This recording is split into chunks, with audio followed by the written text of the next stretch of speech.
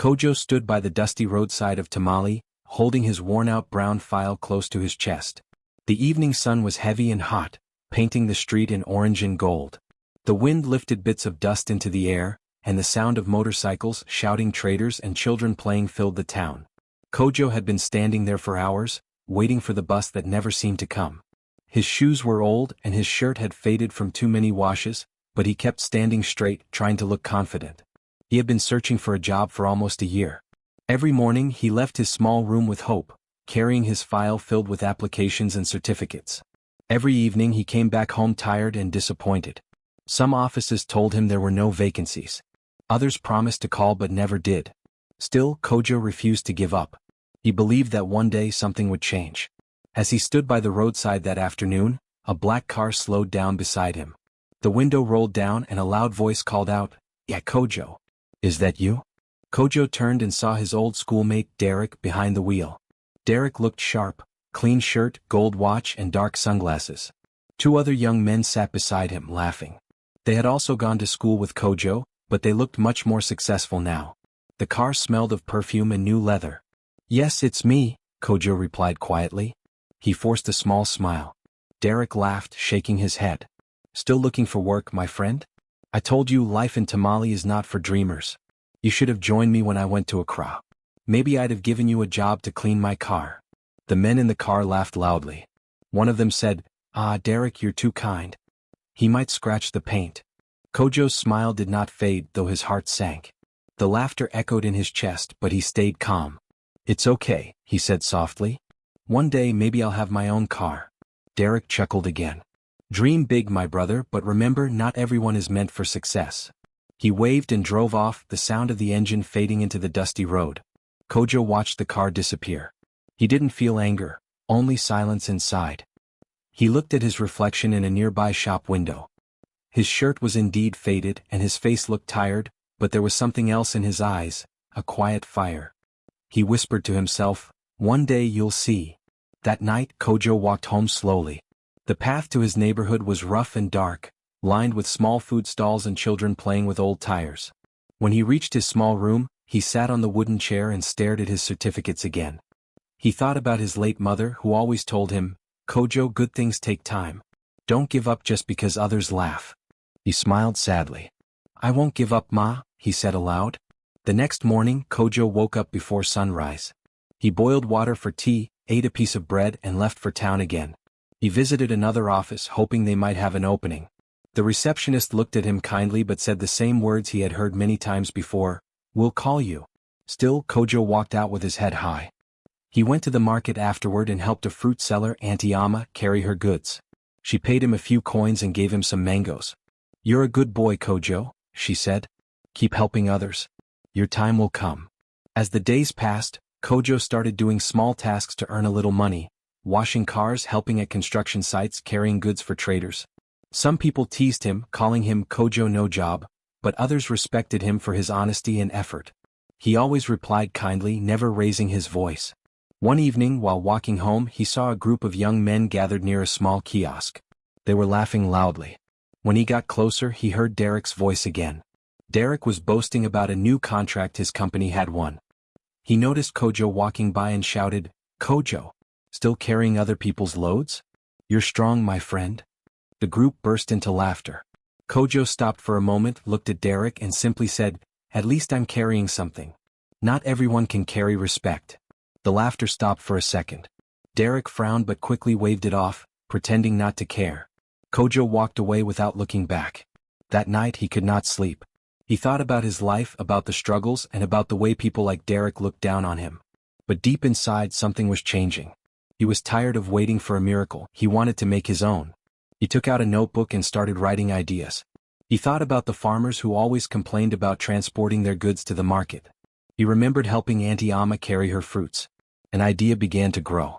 "Maybe," he whispered, "I can start something small, help people move their goods better." It sounded impossible at first, but Kojo believed in trying. He saved every little coin he earned. He skipped lunch sometimes, choosing to put the money aside. He even borrowed his cousin's old bicycle to start carrying small loads for market women. It was hard work, but it was honest work. Days turned into weeks. Some traders began to trust him. They called him early in the morning to help. He earned a small name for himself as a reliable young man. Even though he still had no office, no car, and no big company, Kojo felt proud again. One Sunday afternoon, as he rested under a mango tree, he saw a child waving at him. It was Auntie Ama's daughter, Efua, bringing him food. "Mama says you should eat. You work too hard," she said shyly. Kojo smiled warmly. "Tell your mother thank you," he said. He looked at the sky. The same orange sun shone down just like the day Derek laughed at him. But this time it felt different. Kojo no longer felt small. He was still poor, yes, but his spirit was rich with determination. He thought of Derek again, not with bitterness but with quiet resolve. "I don't need to prove anything to him," he said softly. "I just need to prove myself right." As the sun went down, Kojo looked at his bicycle, at the few coins he had saved, and at the notebook filled with plans. He smiled. The road ahead was long, but he was ready to walk it, step by step, without shame, without fear. That night, he fell asleep with a peaceful heart. The laughter of others no longer echoed in his mind. Only his mother's words did. "Good things take time, Kojo. Don't give up," he whispered before drifting off. "One day they'll see." Weeks passed after that afternoon at the roadside, but Kojo did not forget the laughter of Derek and his friends. The memory stayed in his mind like a small wound that refused to heal. Yet instead of feeling bitter, Kojo used it as strength. He woke up early every morning and went to work with his bicycle, carrying bags of yam, tomatoes, and cassava for traders. He became known around the market as the young man who never complained and always kept his word. One evening, while he was loading goods onto a lorry, a man stepped out of a taxi and called his name. Kojo turned, surprised. The man was tall and well-dressed, with a kind face that looked familiar. When he removed his sunglasses, Kojo's eyes widened. "Uncle Kusi," he shouted with joy. Mr. Kusi smiled and hugged him tightly. "My boy, it has been too long. I just came back from London yesterday, and the first thing I heard was how hard you've been working." Kojo laughed softly, wiping the sweat from his forehead. "It's been tough, uncle. But I'm trying my best." His uncle looked at the bicycle beside him and frowned. "You're still riding this small thing to carry goods? You deserve better, Kojo." Kojo smiled shyly. "It's all I can afford for now. But I have an idea that I've been thinking about." That night, Mr. Kusi visited Kojo's small room. It was clean but simple. One bed, one table, one chair, and a small shelf with books and papers. Kojo brought out his notebook and showed his uncle pages filled with sketches and notes. "I want to start a small transport service," Kojo explained. "Farmers in the nearby villages struggle to take their food to the city market. I want to help them. If I can get a truck, I can collect goods from them and deliver them to the city for a fair price." Mr. Kusi listened carefully, nodding as Kojo spoke. When Kojo finished, he sat back and smiled proudly. "You remind me of your father," he said.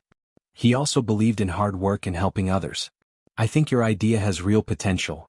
Kojo looked at him hopefully. "Do you really think it can work?" "I don't just think so," Mr. Kusi replied. "I know so. But you need the right tools. I will help you." Kojo's eyes widened. "Uncle, you mean you'll invest?" Mr. Kusi nodded. "Yes. I'll buy you your first truck. But the rest is up to you. You must manage it well, learn everything you can, and make it grow." Kojo could hardly believe his ears. He stood up and hugged his uncle tightly. "Thank you, uncle. I won't waste this chance. I promise." The following week, Kojo and his uncle went to the vehicle yard. Kojo's heart beat fast as they walked past rows of old and new trucks. He touched one with his hand, an old white pickup that looked strong but needed some repairs. "This one," he said. "It's not new, but it can work." His uncle smiled. "You have a good eye. We'll fix it up." They bought the truck, painted it blue and white, and wrote in bold letters on the side, "Bright Path Transport." Kojo chose the name because he believed that even in dark times, there was always a bright path ahead. From that day, Kojo's life began to change. Every morning, he drove the truck himself, picking up goods from farmers in nearby villages. He treated everyone with respect and made sure to deliver their goods safely and on time. Farmers began to trust him, and soon his name spread across towns. People would say, "If you want your goods delivered right, call Kojo from Bright Path." The business started small, but Kojo took it seriously. He spent long nights studying how to manage deliveries, fuel, and payments. He went online at internet cafes to learn about logistics and how other companies manage transport systems. He even watched videos on customer service and leadership. He worked with honesty and care. If a customer couldn't pay on time, he gave them a few days. If a farmer had too many goods, Kojo found another truck to help. Slowly, people saw that he was not just another businessman, he was someone who cared. One rainy day, his truck broke down on a muddy road while carrying sacks of rice for a farmer named Kwabena. The wheels were stuck deep in the mud, and Kojo's helper wanted to wait until morning. But Kojo refused to leave the goods behind. He rolled up his sleeves and worked in the rain until the truck was free again. By dawn, the rice was safely delivered. Kwabena was amazed. "Kojo, you are different," the farmer said. "Most men would have given up. From now on, all my goods will go through Bright Path." Word spread quickly, and within months, Kojo began to receive more calls than one truck could handle. He saved every extra sati he earned, repaired his truck regularly, and hired one young man to help him. Soon he was able to buy a second truck. Mr. Kusi visited often and watched with pride. "You've done well, my boy," he said one day. "This is only the beginning." Kojo nodded. "I want to make it big, uncle. I want Bright Path to connect farmers from every village to every city." His uncle smiled. "Then keep your heart humble and your mind focused. That's how great men grow." As Bright Path grew, Kojo began to train his workers carefully. He told them, "When we take someone's goods, we carry their trust too. Don't break it." He paid them fairly and made sure they always greeted customers politely. One of his workers, a cheerful young man named Ya, admired Kojo deeply.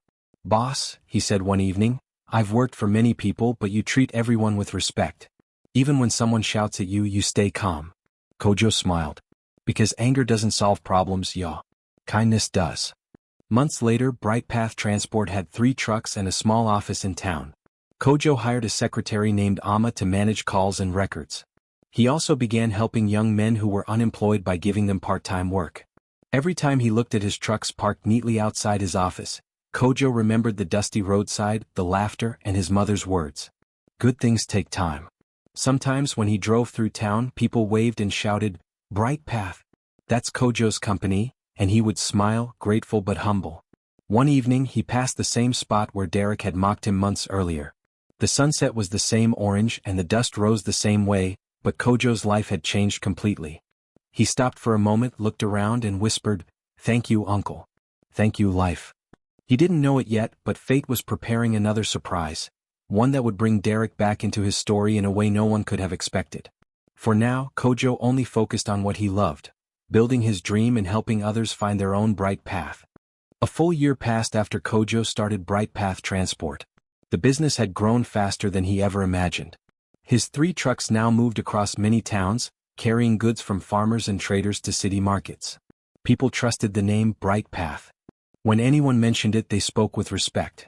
Kojo had become known not only for his success but also for his honesty. He always made sure his customers were treated fairly. When a driver made a mistake, Kojo corrected him with patience, not anger. When business went slow, he reminded everyone that success came in seasons. His workers admired him deeply. They often said, "Kojo has a good heart.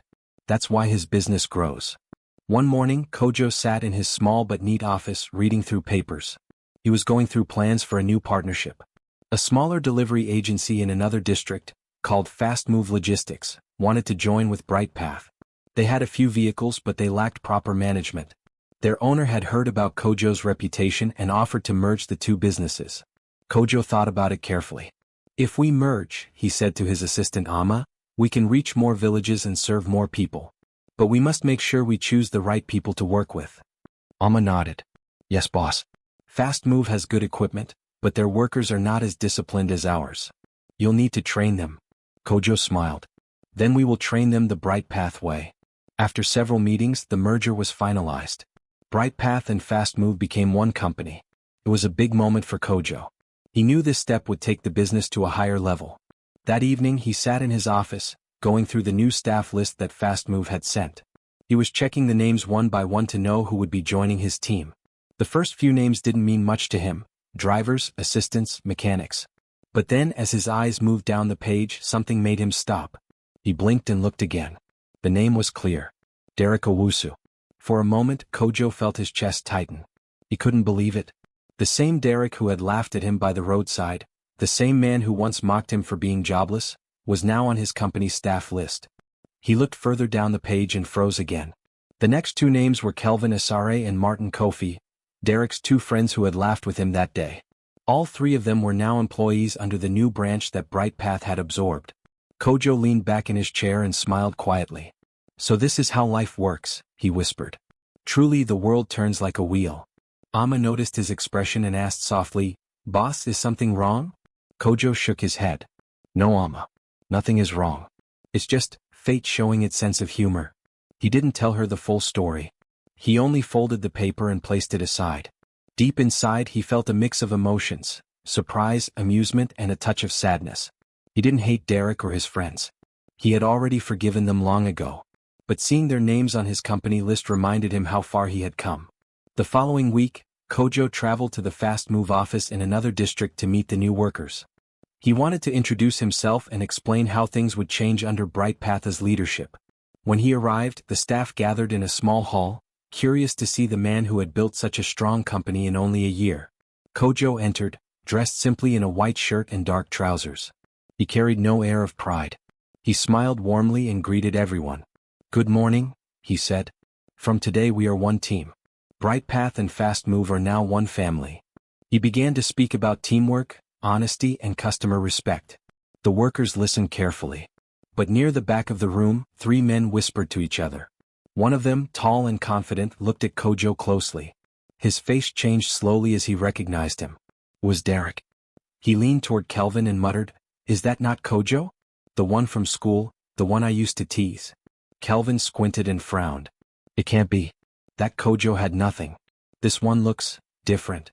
Martin whispered, "No, I think it's him. Look at his face. That's definitely Kojo." Derek swallowed hard, staring at Kojo as he continued to speak. He couldn't believe what he was seeing.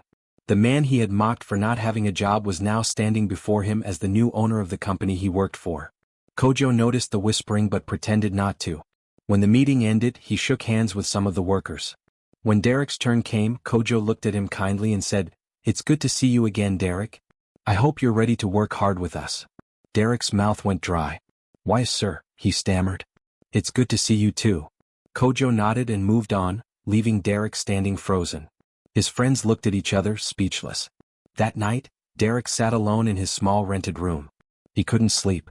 The picture of Kojo standing confidently in front of the staff kept replaying in his mind. He remembered his own cruel laughter from that day at the roadside and felt shame burn in his chest. "I laughed at him," he whispered. "And now, he's my boss." The next day, Derek and his friends reported to work early. They tried to keep quiet and avoid attention. Kojo visited the office again that afternoon to check operations. He spoke to all the workers, treating everyone equally. He didn't raise his voice, didn't brag, didn't act superior. He only gave clear instructions and encouraged everyone to do better. The humility surprised Derek.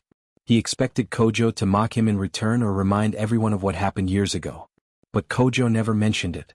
Instead, he offered support and guidance.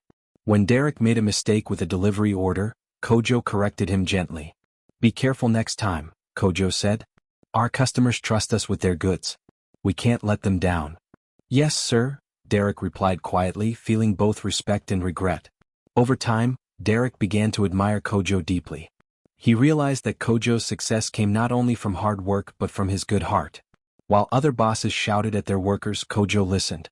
While others looked for profit only, Kojo looked for purpose. One afternoon, Kojo stayed late at the office to finish some reports. Derek knocked on his door softly. "Come in," Kojo said. Derek entered slowly, holding his cap in his hands.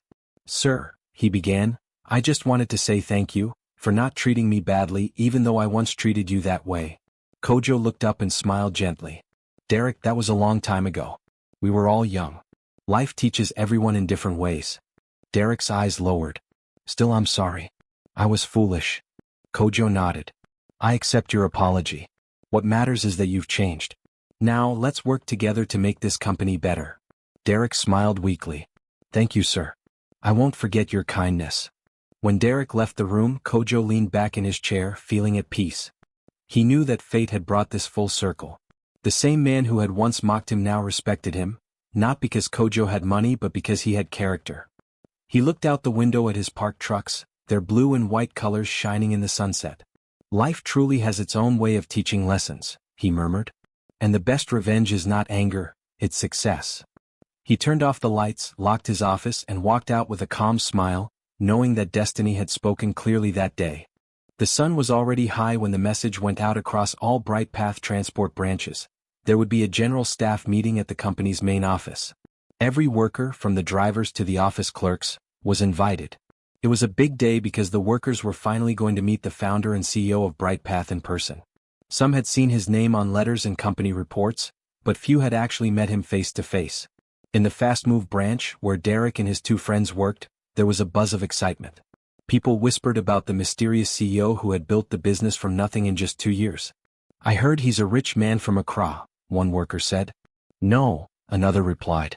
"Someone told me he studied abroad and came back to invest here." "Well, whoever he is," Derek said with a laugh, "he must be lucky. I just hope he's not too proud like some bosses I've met." His friends chuckled, and they continued loading parcels onto a truck, unaware of the surprise that awaited them. Derek had worked under Bright Path for a few months now, and although he had learned to respect Kojo as a calm and fair manager, he still didn't know Kojo was the same man he once mocked. 2 days later, everyone gathered in the large conference hall at the Bright Path headquarters. The room was bright and neat, with fans turning slowly overhead.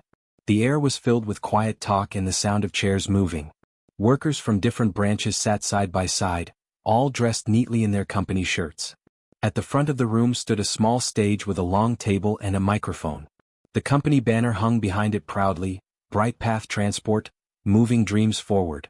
Derek sat near the middle row with his friends Kelvin and Martin. They were whispering and laughing as they waited for the meeting to begin. "Maybe they'll give us a raise today," Martin joked. "Or maybe free lunch," Kelvin added, grinning.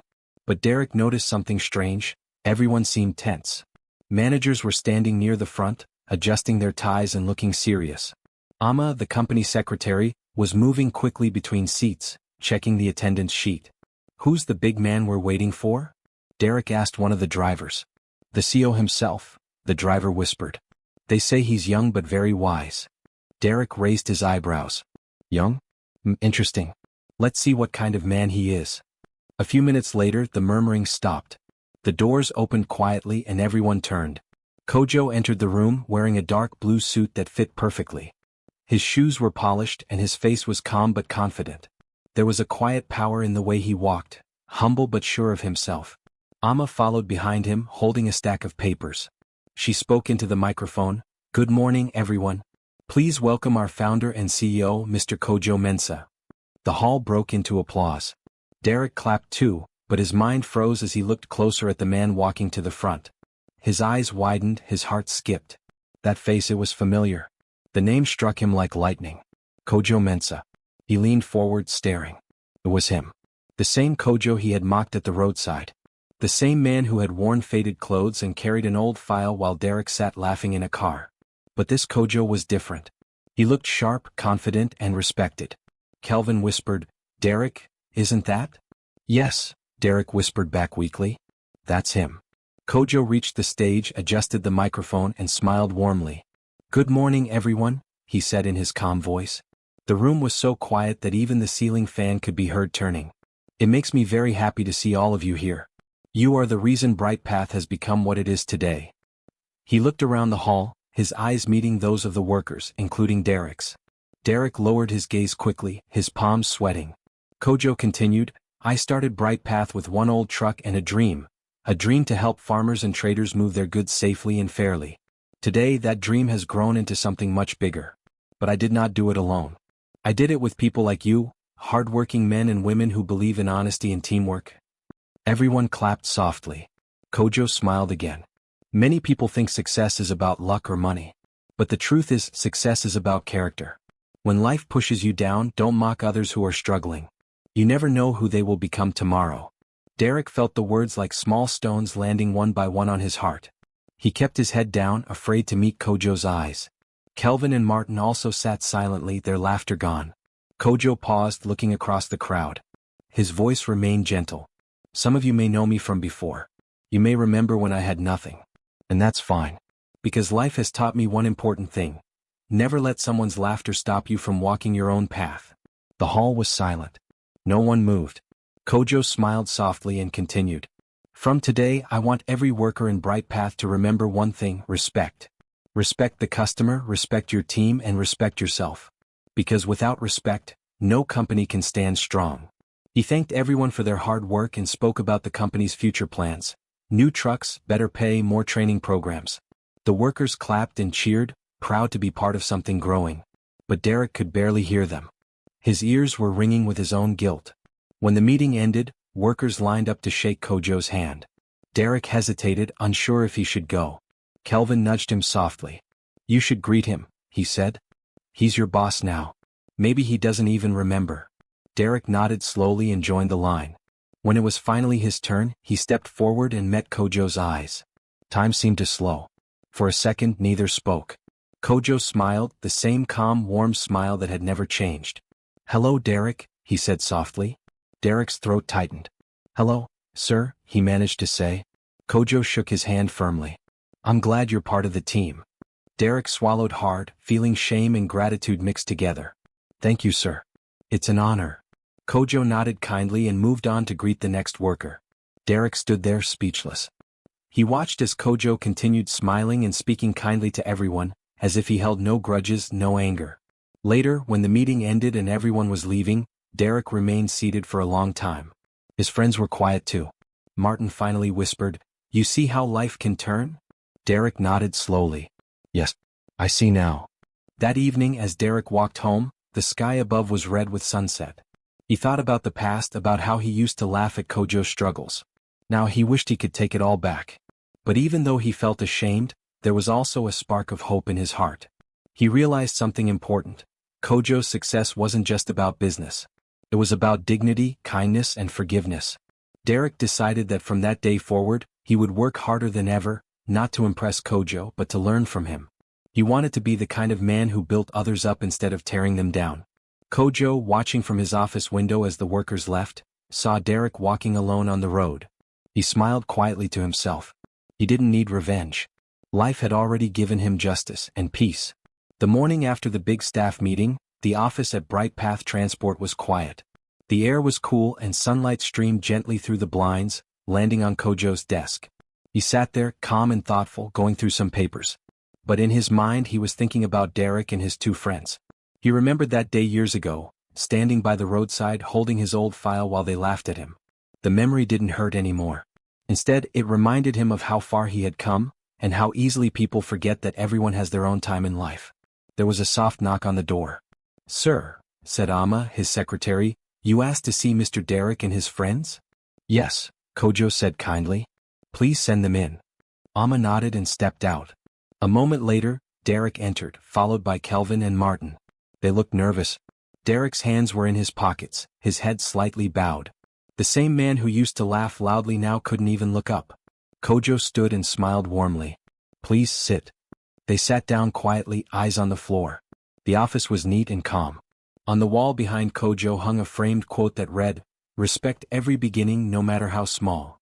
Derek noticed it and swallowed hard. Kojo spoke gently. "Do you remember, Derek, the day you saw me by the roadside?" Derek's face turned red. He nodded slowly. "Yes, sir. I remember." "You laughed at me," Kojo said softly, not in anger but in truth. "You said maybe one day I could clean your car." There was silence. The air felt heavy. Kelvin and Martin glanced at Derek, who looked like he wished the floor would open and swallow him. Kojo leaned back in his chair. "Life is strange," he continued. "It has a way of teaching us lessons when we least expect them. When you mocked me that day, I didn't feel angry. I felt sorry, not for myself but for how easily people forget that life can change." He paused, his eyes kind but steady. "Now look at where we are. The same man you laughed at is sitting across from you, not because I'm better, but because I refuse to stop believing in myself." Derek looked up slowly. "Sir, I'm so sorry," he said, his voice breaking a little. "I was foolish. I didn't know what life would bring. I regret everything I said." Kojo nodded. "I believe you. But this is not about apology. It's about understanding." He stood and walked to the window, looking out at the workers below, moving boxes, trucks rolling in and out. "You see those people?" he said, pointing. "Some of them came here with nothing. Some walk long distances to work every day. But they keep going because they believe tomorrow can be better. That is the spirit we must have in this company." He turned back to them. "In Bright Path, we don't laugh at those who struggle. We lift them. We remind them that their time will come." Kelvin nodded slowly. "Sir, you're right," he said quietly. "We didn't know the pain behind your smile that day. You taught us something we'll never forget." Kojo smiled. "I'm glad you learned that. Because someday someone will look up to you. And how you treat them will decide what kind of man you truly are." He paused and then said kindly, "You may go now. I wish you all the best, not just here but in whatever life brings next." The three men stood up slowly. Derek looked at Kojo with deep respect. "Thank you, sir," he said. "You could have embarrassed us in front of everyone. But instead you taught us quietly." "I won't forget that." Kojo nodded. "Go and do better. That is how you repay kindness." They left the office, walking slowly down the hall. The air outside felt lighter. For the first time in a long while, Derek felt peace. He knew he couldn't erase his past, but he could build a better future. Years passed. Bright Path grew even larger. Its trucks could now be seen in different towns and cities across the country. The company became a symbol of hope, a place that gave people second chances. Kojo continued to lead with kindness and wisdom. He hired young people who had been rejected by others, trained them, and helped them believe in themselves. Whenever someone struggled, he would remind them, every great journey begins with small steps. One afternoon, nearly 6 years later, Kojo was sitting in his office going through reports when Amma came in. "Sir," she said, "there's a visitor asking to see you. He says it's important." Kojo looked up. "Who is it?" He said his name is Derek. Kojo smiled softly. "Send him in." Moments later, Derek walked in, older now, wearing a clean shirt and holding a small box. He looked confident but humble. Kojo stood up, smiling. "Derek," he said warmly, "it's been a long time. How have you been?" "I've been well, sir," Derek replied, smiling shyly. "I started my own small business after I left Bright Path. It's not big but it's growing. I came today not for work but to say thank you." Kojo raised his eyebrows gently. "Thank me? For what?" Derek took a deep breath. "For what you taught me. That day in your office changed my life. You could have fired us in anger but instead you showed us grace. I learned that real strength isn't in power, it's in patience." He opened the box and placed it on the desk. Inside was a small wooden plaque. Read, "To Mr. Kojo Mensah, the man who turned mockery into mercy and failure into faith." Kojo looked at it for a long moment, touched. "This is beautiful," he said softly. Derek smiled. "It's just a small gift, but it comes from a grateful heart." Kojo walked around the desk and placed a hand on Derek's shoulder. "Life turns tables, my brother," he said. "Never mock another man's journey. The road that looks rough today may lead to greatness tomorrow." Derek nodded, his eyes shining. "I understand that now. And I'll pass that lesson on to others." Kojo smiled and looked out the window again, watching the Bright Path trucks drive into the distance. "That's all I ever wanted," he said. "That people would learn to believe, and to treat others kindly no matter where they are in life." They talked for a while longer, two men who once stood on opposite sides of life, now joined by mutual respect and forgiveness. When Derek finally left, Kojo sat quietly for a moment holding the wooden plaque. He placed it on his shelf beside his first business license. A reminder that success means nothing without humility. Outside, the sound of engines filled the air. Workers laughed, trucks moved, and the world went on. But deep in Kojo's heart, there was peace, the kind that comes only from forgiveness and wisdom. And somewhere down the road, Derek smiled as he walked home, whispering the words that had changed his life. "Never mock another man's journey.